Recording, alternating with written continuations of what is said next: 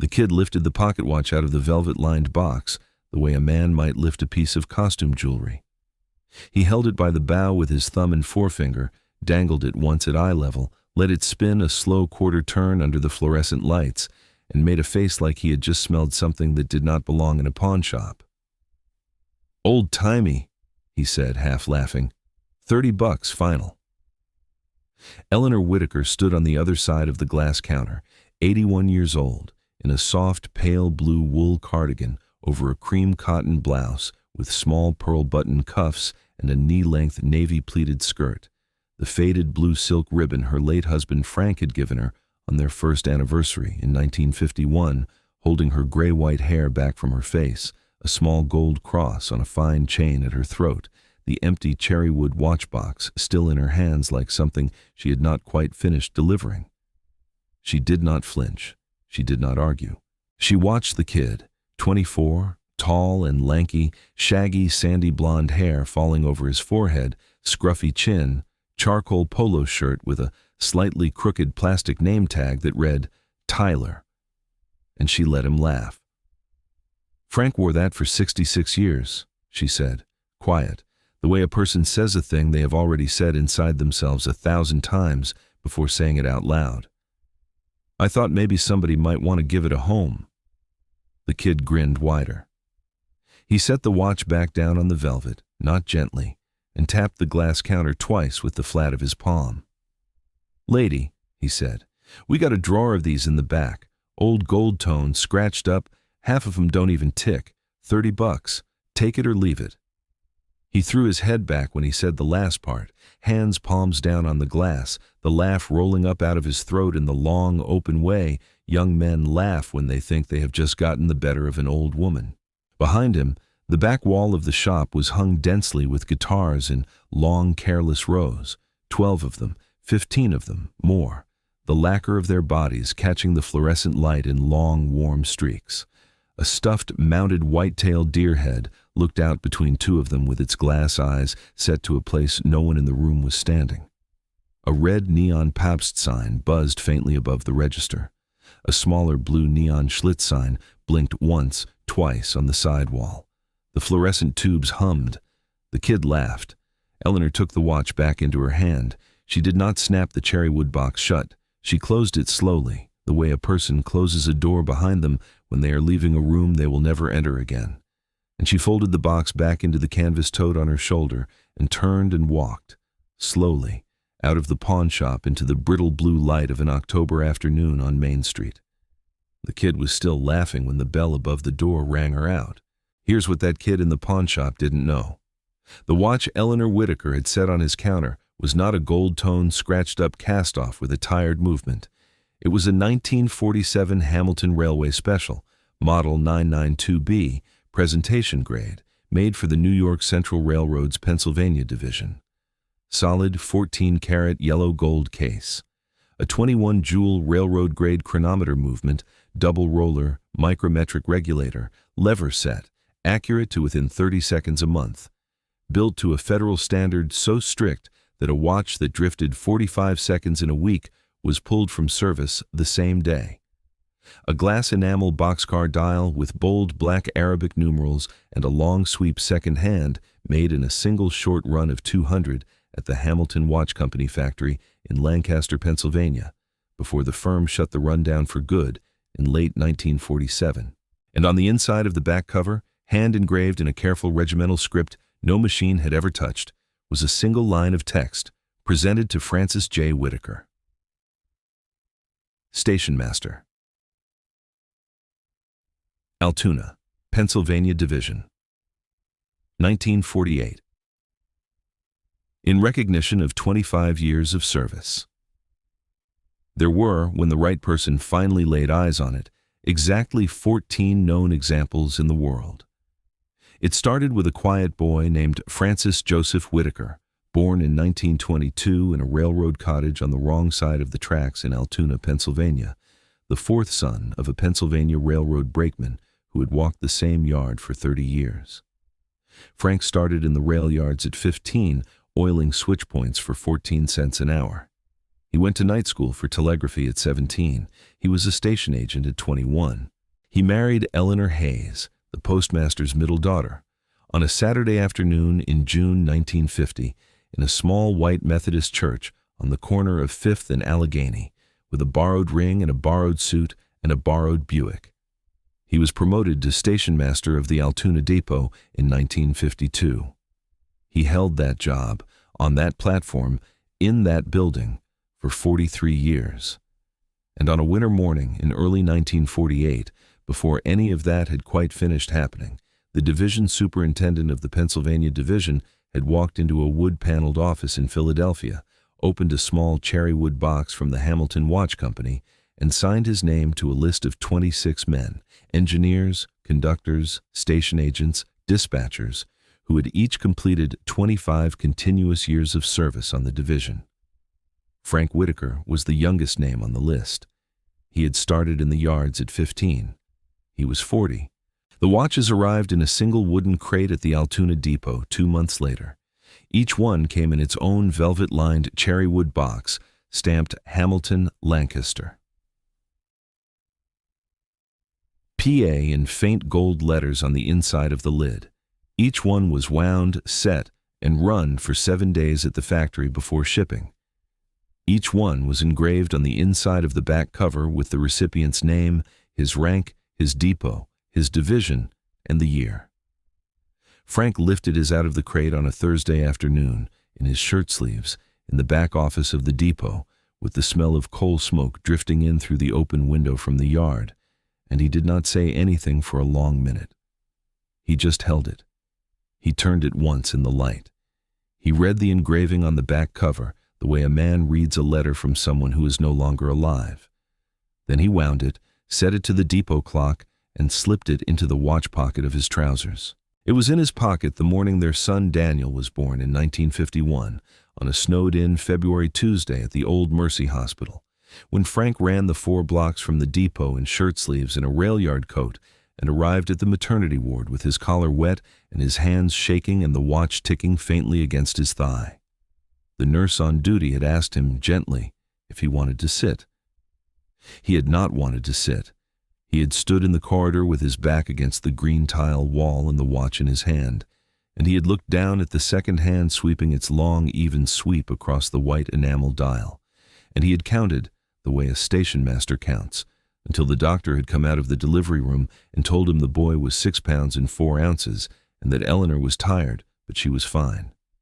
Frank had wound the watch once, very carefully, before he had gone in to see her. It was in his pocket the afternoon he flagged down the eastbound 447 in a snowstorm in 1956, when a switch had frozen open south of the yard and a freight was barreling toward the platform with the wrong signal showing, and Frank stood in the middle of the track with the watch in one hand and a red lantern in the other, and the engineer of that freight later said it was the lantern that stopped him, but Frank said, quiet, that it was the watch, that the watch had said 4:46 1/2, and a station master who keeps a good watch knows what is supposed to come down a track at 4:47 and what is not. The freight had stopped 60 feet from the platform, where 11 schoolchildren had been waiting under the depot eaves to board the local back to Hollidaysburg with their teacher. Frank had not told the story to anyone for 30 years. The teacher had told it for him at his retirement dinner in a small upstairs banquet room above the Elks Lodge in 1973, with the watch on the table in front of him and Eleanor beside him in a navy dress with a small white collar.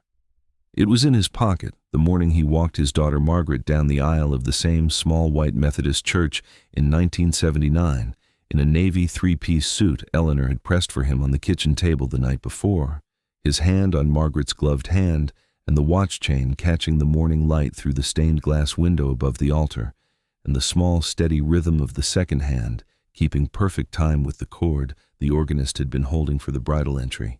It was in his pocket the afternoon their grandson Thomas was born in 1981, and the afternoon their granddaughter Susan was born in 1984, and the morning Frank himself was diagnosed with the slow, stubborn heart condition in 1996 that the doctor had said, kindly, would mean Frank would have to take the long view of his remaining years. Frank had taken the long view. The long view had been 18 more years. It was in his pocket the day he retired, on a hot Wednesday afternoon in August 1973. Though the railroad had asked him, and asked him, and asked him again, and he had finally agreed only because Eleanor had finally said it was time. The division superintendent had come up from Philadelphia for the ceremony, an old man by then himself, and had stood on the same Altoona platform where Frank had stood for 43 years, and had said, into a small tin microphone, that the Pennsylvania division had never run a cleaner depot than the one Francis J. Whitaker had run, and that the men of the division would remember him for as long as men remembered men. Frank had stood with his hands folded over the watch in his trouser pocket. He had not given a speech. He had only nodded once, slowly, and said thank you, and walked off the platform. And it was in his pocket the morning he died, in the spring of 2014, in the small upstairs bedroom of the Cape Cod on 12th Street, that he and Eleanor had bought in 1958 with a 30-year mortgage and a handshake from the bank manager who had been Frank's brother-in-law's cousin. He had been 92 years old. He had held the watch in both hands when Eleanor had asked him if he wanted it set on the nightstand. He had shaken his head. He had said, very softly, that it was still keeping good time. Eleanor had wound it for him every Sunday morning for the next 12 years. Eleanor had wound it for him on the morning of the last day. He had been asleep, mostly by then, in the small upstairs bedroom with the white-painted wooden bed and the patchwork quilt his mother had stitched in 1924. Eleanor had sat on the edge of the bed, in the soft early light coming through the gauze curtains, and she had taken the watch from the nightstand and wound it the way she had watched him wind it 10,000 Sunday mornings, and she had set it gently back on the nightstand beside his glass of water.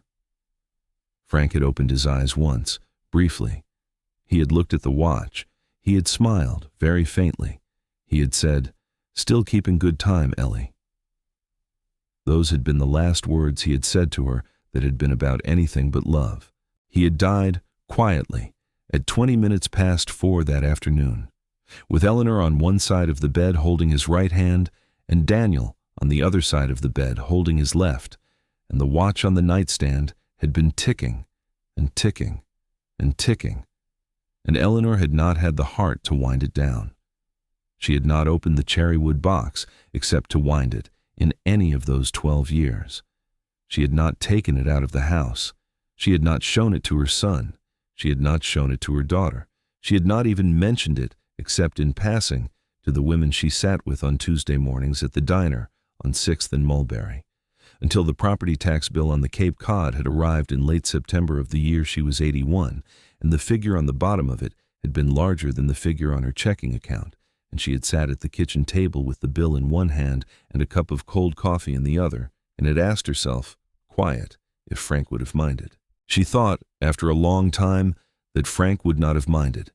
She thought, after a longer time, that Frank would have said the watch had already done its work, that a watch is a working thing, not a museum thing, that the work of a watch is to keep time for the man who carries it and to keep his time for him, and when the man is finished, the watch is finished too, and the watch, like the man, can move on to whatever good it can still do in the world.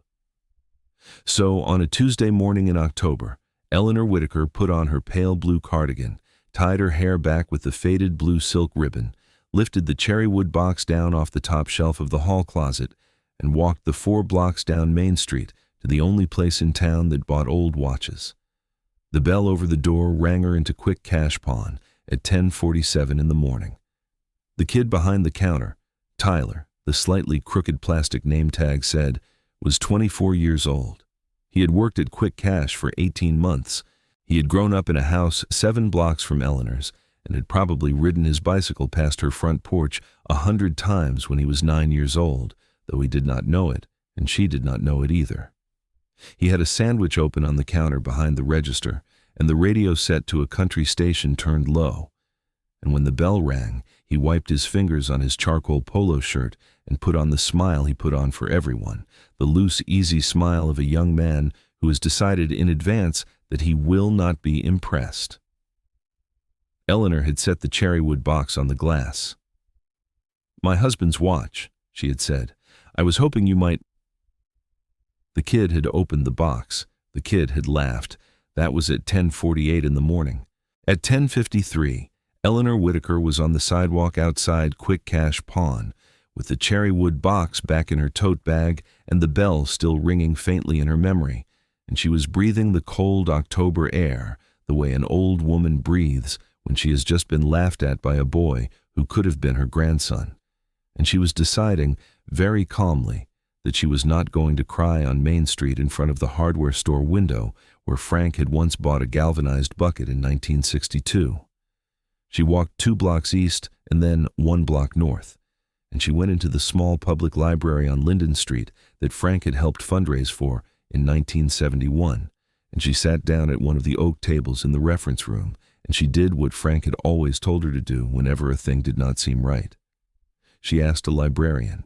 The librarian was a woman named Margaret Voss, 68, who had known Frank Whitaker professionally for 40 years and personally for 20, and who took one look at Eleanor's face and at the cherrywood box on the table between them and quietly closed the book she had been reading and said, "Eleanor, tell me what happened." Eleanor told her. Margaret listened. She did not interrupt. When Eleanor was finished, Margaret reached under the desk and pulled out a black landline telephone and a small worn address book held together with a rubber band, and she dialed a number from the back page of the book, and she said into the receiver, very quietly, "Helen, it's Margaret at the Linden Street Library. I have a Hamilton 992B here. Pennsylvania Division, original engraved back cover, original cherrywood box, original silk ribbon in the lid. The owner is sitting across from me. How fast can you drive?" Helen Cordell drove fast. She had been mid-coffee in the curatorial office when the phone had rung. She had set the cup down on a stack of conservation reports, lifted her coat from the chair, and taken the keys to her old Volvo wagon out of the drawer of her desk on the second move. The drive was 41 minutes if a person obeyed the speed limit. Helen Cordell did the drive in 33. Helen Cordell was 64 years old, the senior horology curator at the University Museum 2 counties over, with 31 years in the field and a doctorate in industrial design from Yale and a small but well-known monograph on American railroad-grade pocket watches of the post-war era that had been printed in 1998 and had never gone out of print. She was a tall, slender, soft-spoken woman with neatly groomed silver-gray hair pulled back in a low chignon, tortoiseshell rectangular glasses, a gold wedding band, and a tailored navy blazer over a cream silk blouse, and she walked into Quick Cash Pawn. Yes, into Quick Cash Pawn, because Margaret Voss had told her on the phone that the only proper place for the next part of this conversation was the place where the wrong part of it had happened. At 1:14 that same afternoon, with a leather-bound notebook under one arm, a small brass jeweler's loop on a fine chain around her neck, and a pair of folded white cotton gloves in the breast pocket of her blazer. Eleanor came in behind her. The bell over the door rang. Tyler, behind the counter, looked up from his phone with the same loose, easy smile he had worn at 10:47 that morning, and the smile slipped sideways for half a second when he saw Eleanor again, and slipped sideways another half second when he saw the woman in the navy blazer who had walked in with her. And he set the phone face down on the counter and said, "Help you, ladies?" Helen Cordell did not answer. She walked calmly to the glass counter. She set her notebook down on the glass. She unfolded the white cotton gloves and pulled them on, one finger at a time, the way a surgeon pulls on gloves before a long operation. She nodded once to Eleanor. Eleanor lifted the cherrywood box out of the canvas tote on her shoulder and set it on the glass between them, and Helen reached for it with both gloved hands, opened the lid the way a person opens a hymnal, and looked down at the watch inside. She did not speak for 30 seconds. She lifted the watch out of the velvet by the bow, between gloved thumb and gloved forefinger, and turned it once in the fluorescent light. She brought it to her ear. She closed her eyes. She listened to the second hand sweep, the long, even, unhurried sweep of a 21-jewel chronometer movement that had not lost a beat of its rhythm in 78 years of being wound every Sunday morning by first one set of hands and then another. She set it gently back on the velvet. She raised the brass loop to her right eye. She bent down over the dial and read it the way an old librarian reads a rare manuscript. Then she turned the watch over in her gloved hand, and she pressed the small steel pin on the side of the case that opened the back cover, and the back cover swung open on its tiny hinge with the soft click of a piece of machinery that had been built to last 1,000 years. She read the engraving. Her shoulders dropped, very slightly, the way a person's shoulders drop when they have just been allowed, after a long climb, to set something heavy down. "Mrs. Whitaker," she said, quiet, not lifting her eyes from the watch. "Your husband Francis was the station master at Altoona, Pennsylvania, from 1952 to 1973. He started in the yards at 15. He completed 25 years of service in 1948. He was given this watch by the division superintendent of the Pennsylvania Division in February of that year, in a wood-paneled office in Philadelphia, in a presentation ceremony attended by 26 men. He was the youngest name on the list. The watch is a Hamilton Railway Special, Model 992B, presentation grade, manufactured at the Lancaster, Pennsylvania factory in late 1947. The case is solid 14-karat yellow gold, hallmark stamped on the inside of the back cover, which I am looking at now. The movement is a 21-jewel chronometer-grade movement, lever set, double roller, micrometric regulator, accurate to a federal standard that has not been used in this country since the late 1960s. The dial is a glass enamel boxcar dial, one of 200 made in a single short run before Hamilton shut the run down for good. The original cherrywood box, the original velvet lining, the original silk ribbon, the original engraving on the back cover, the original certificate slip. She lifted here a small folded square of yellowed paper from the underside of the box's lid. And the original presentation register entry, which I will be able to verify against the Hamilton Watch Company archive at Lancaster on Monday morning. "Mrs. Whitaker." She paused. She set the watch back in its velvet. She closed the cherrywood box carefully. She lifted her eyes for the first time since she had picked the watch up. "There are 14 of these still known to exist in this configuration. Yours is the 15th. I have been looking, professionally, for the 15th example for 19 years. She turned very slowly to look at Tyler. Tyler had not moved. His mouth was slightly open. The phone on the counter was lighting up with a notification he was not seeing. He had gone the color of cold milk. "At auction," Helen said. "At any of the 3 major American houses I would be willing to consign this through, this watch, with the original box, the original engraving, the original certificate, would open at $32,000 and would close on a competitive evening with 2 phone bidders at between $42,000 and $48,000. She paused. "I am authorized to write a check on the museum's acquisition account today for $46,000. She did not look at Tyler when she said it. She looked at Eleanor. Eleanor Whitaker, 81 years old, in her pale blue cardigan and her cream blouse and her faded blue silk ribbon with the small gold cross at her throat that Frank had given her in 1953, did not say anything at first. Her hands were folded on the glass counter. Her hands were trembling, a little, the small, steady tremble of an old woman who has spent the morning pretending not to cry. She lifted her right hand and pressed the back of it to her mouth, and she closed her eyes, and the tears came down her face in the slow, private way the tears of dignified women come down. Not noisy, not theatrical, just 2 clean tracks down the soft, pale, freckled skin of her cheeks, and a quiet, uneven breath in, and a quiet, uneven breath out, and a small, almost laugh that was not really a laugh. "Frank used to say," she said finally, "that the watch was just a watch, that it was the work that mattered, that the watch was only there to keep him honest with the time." Helen nodded. "He was right," she said. "And he was also wrong. Sometimes a thing is a thing and a record at the same time. Sometimes a thing keeps the man after the man is gone." The bell on the door of Quick Cash Pawn did not ring for a long time after that. Tyler stood behind the counter with his hands palms down on the glass, the way they had been when he had laughed, except now they were not laughing. He stood there, and he looked at the cherrywood box, and he looked at the woman in the navy blazer, and he looked at Eleanor Whitaker, 81 years old, in the pale blue cardigan, and he did not say anything at all, because at 24 years old, he did not yet have the words for the size of the thing he had just done at 10:48 that morning, when a station master's widow had set her husband's life on his glass counter, and he had laughed and offered her $30 and watched her walk out of his shop into the cold blue light of an October afternoon. He would have those words eventually. Not that day, not that week, probably not that year, but eventually.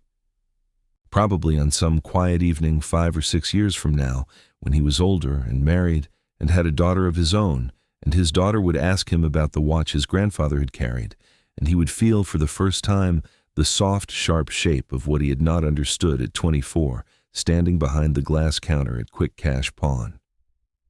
Eleanor and Helen left the pawn shop together at 1:48 in the afternoon.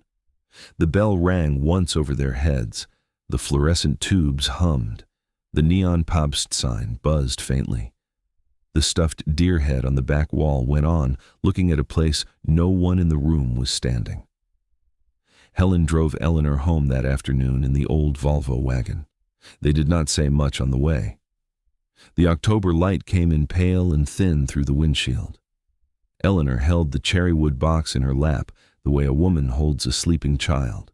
Helen pulled into the gravel drive of the small Cape Cod on 12th Street, set the brake, turned off the engine, and sat with both hands on the wheel for a long, quiet moment before she said, very softly, that she would be honored to come by on Friday afternoon to finish the paperwork, and that Eleanor should not, in the meantime, hand the watch to anyone, for any reason, even if a man in a suit knocked on the door with a checkbook in his hand. Eleanor had said she would not. She had said she did not, in fact, plan to leave the house until Friday. The check was written on a Friday afternoon in the small wood-paneled office of the museum's acquisition committee. $46,000. Eleanor signed the deed of sale with the same careful round handwriting she had used to sign the marriage license at the Methodist Church in 1950. The watch went into a temperature-controlled display case in the Hamilton wing of the University Museum's American Industrial Design Gallery, with a small typed card under the glass that read, Hamilton Railway Special, 992B, 1947. Presented to Francis J. Whitaker, Station Master, Altoona, Pennsylvania Division. Gift of Eleanor Whitaker, 2026. The card noted, in a smaller line of italics, that the watch was the 15th known example in original presentation configuration. The property tax on the Cape Cod was paid the following Monday. There was enough left over to put a new roof on the house. There was enough left over, too, for Eleanor to do something Frank would have said was the only thing in the world worth doing with a small, unexpected sum of money. She sent a check, anonymous, to the Altoona Railroad Heritage Society in an amount she did not tell anyone, with a typed note on plain white paper that read, simply, from a station master's widow, for the men of the division. E. She kept the cherrywood box, she kept the velvet lining, she kept the small folded square of yellowed paper that was the original presentation certificate. The watch she gave to the museum, because the museum was the place where the watch could keep on doing its work, the way Frank had said a watch was supposed to do, except now the work was a different kind of work. Now the work was to keep the time of a man who was no longer there, for the men and women and children who would come, on slow Sunday afternoons, to a quiet, temperature-controlled gallery 2 counties over, and who would lean down to the glass and read the small typed card, and who would understand for a moment what a railroad-grade watch had been, and what a station master had been, and what the men of a division had done on the platforms of small Pennsylvania towns in the long, quiet years before the country forgot what those things were. On the following Tuesday morning at 9:30 sharp, Eleanor Whitaker walked the 4 blocks from her front porch on 12th Street, down Main Street to the diner on 6th and Mulberry, and she sat down in the corner booth she had sat in every Tuesday morning for 31 years, and her 2 oldest friends, Junior Halloran, 78, retired schoolteacher, silver gray hair and a low, neat bun, soft pink cardigan, reading glasses on a fine chain over her chest, and Pearl Stedman, 81, retired postmistress, soft white-gray curls, cream blouse, pearl earrings, were already there, with 3 white coffee mugs steaming on the formica table between them. Junior poured the cream. Pearl pushed the sugar across. Eleanor, who had not told either of them yet, sat down quietly and folded her hands in her lap and waited a beat, and then another, and then said, very simply, the way she had said most of the important things in her life, "Frank's watch came home." Junior lifted her eyes over her reading glasses. Pearl set her cup down without drinking. Eleanor told them. She told them about the kid in the charcoal polo shirt with the slightly crooked name tag who had laughed and offered her $30. She told them about Margaret Voss at the Linden Street Library and the worn address book held together with a rubber band. She told them about Helen Cordell in the navy blazer with the brass jeweler's loop and the white cotton gloves.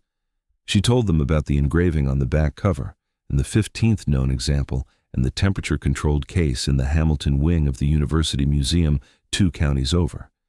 She told them about the check for $46,000. She told them about the new roof.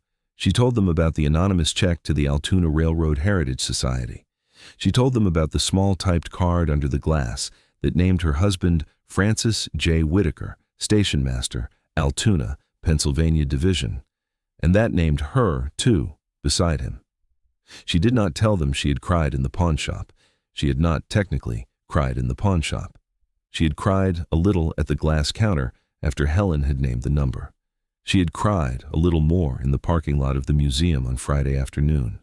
She had cried hardest on the back porch of the Cape Cod on 12th Street that same Friday evening, alone, in the dark, with the cherrywood box in her lap and Frank's old wool work jacket draped over her knees and the autumn wind coming in cold off the long sloping yard where Frank had once mowed in the long Saturday afternoons of 1970-something.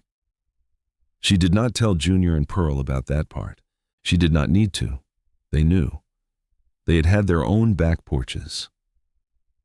The 3 of them sat there in the corner booth with their 3 white coffee mugs and the sun coming through the diner window in long, slow autumn-October bars. And they laughed, not the loose, easy laugh of a young man who has decided in advance not to be impressed, but the chest-deep laugh of old women who have lived long enough to know that the world rarely sees what matters and that sometimes, if you wait long enough, it finally does. They laughed until the coffee in their cups had gone cold. They laughed until the waitress, a young woman of 22 with a long brown braid and a stained white apron, came over and asked if they needed warm-ups, and Junior said, "Yes, please." And Pearl said, "Yes, please." And Eleanor said, "Yes, please, dear," and 3 slices of the apple pie. They ate the pie. They drank the second cups of coffee. They sat there until almost noon. A kid in a pawn shop laughed at an 81-year-old widow who had set her husband's railroad watch on his glass counter and asked him, quiet, if he might give it a home. He didn't know. They never do. He didn't know that the watch he was holding by its bow between his thumb and forefinger had been wound every Sunday morning for 66 years by a man who had stood on a railroad platform in Altoona, Pennsylvania for 43 of them in all weather and had kept the trains of the Pennsylvania Division running on a federal standard of accuracy that has not been used in this country since before the kid himself was born. He didn't know that the engraving on the back cover named that man by name. He didn't know that a horology curator 2 counties over had been looking for 19 years for the 15th known example of that watch in original presentation configuration. He didn't know that the watch had been in a man's pocket the day his son was born, the day he flagged down a freight in a snowstorm with a red lantern in one hand and a gold case in the other, the day he walked his daughter down the aisle, the day he retired from the depot, and the day he died. He didn't know any of that because he was 24 and the watch was old and the woman in front of him was old, and he had decided in advance that none of those things were worth being impressed by.